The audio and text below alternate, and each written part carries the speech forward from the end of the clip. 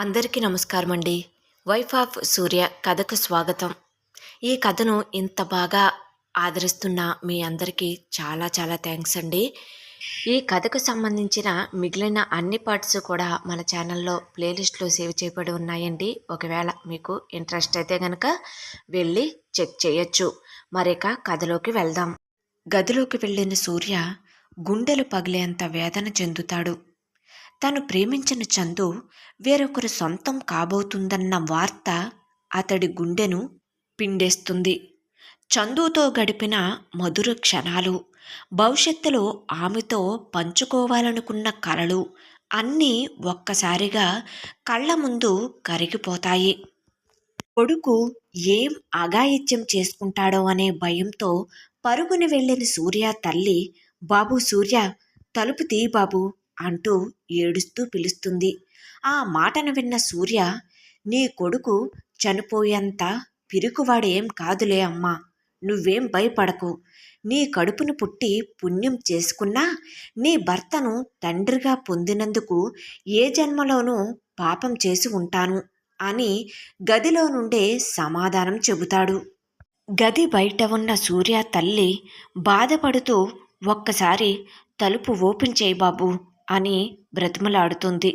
లేదమ్మా, కొంతసేపు నన్ను ఒంటరిగా వదిలే, ప్లీజ్ నన్ను అర్థం చేసుకో అంటాడు. ఆ మాటలు వింటున్న తల్లి గుండె విలవిలలాడుతుంది. ఇక ఆమె ఏమీ చెయ్యలేక అక్కడి నుండి వెళ్ళిపోతుంది.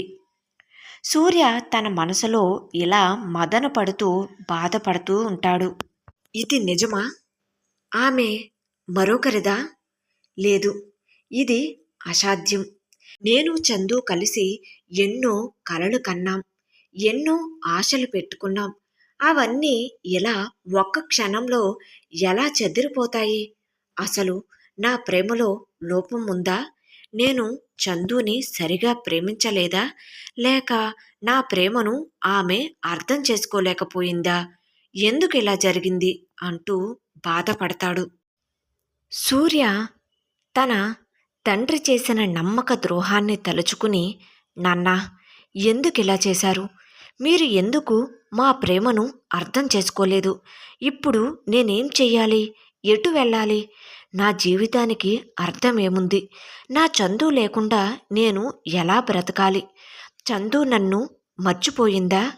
ఆమె నన్ను ఎప్పటికీ గుర్తించుకుంటుందా? అసలు నన్ను కాదని వేరొక అబ్బాయితో తన కొత్త జీవితంలో సంతోషంగా ఉంటుందా అని అనుకుంటూ తన ప్రేమను కాపాడుకోలేకపోయాననే నిస్సహాయత అతడిని మరింత కృంగతీస్తుంది.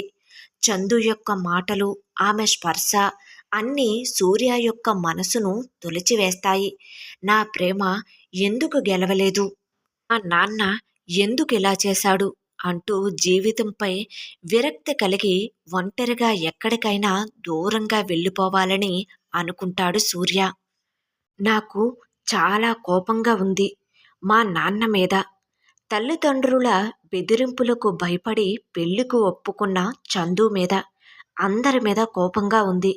కానీ ఏం చెయ్యగలను? ఒక్కసారి నేను చందుని చూడాలని ఉంది. ఒక్కసారి ఆమెతో మాట్లాడాలని ఉంది. నా బాధను, నా ఆవేదనను చందుతో చెప్పాలని ఉంది. కానీ అది సాధ్యమా అనుకుంటూ బరువెక్కిన గుండెతో సూర్య కళ్ళు చేమార్చాయి. వైఫ్ ఆఫ్ సూర్య కథ కొనసాగుతుంది. కథ నచ్చినట్లయితే తప్పకుండా లైక్ చేయండి. అదేవిధంగా సబ్స్క్రైబ్ చేసుకుని మన ఛానల్ని ఎంకరేజ్ చేయవలసిందిగా మనస్ఫూర్తిగా కోరుకుంటున్నానండి. కథ ఎలా ఉంది అనేది కామెంట్ రూపంలో తెలియచేయడం మాత్రం మర్చిపోవద్దు. Thank you.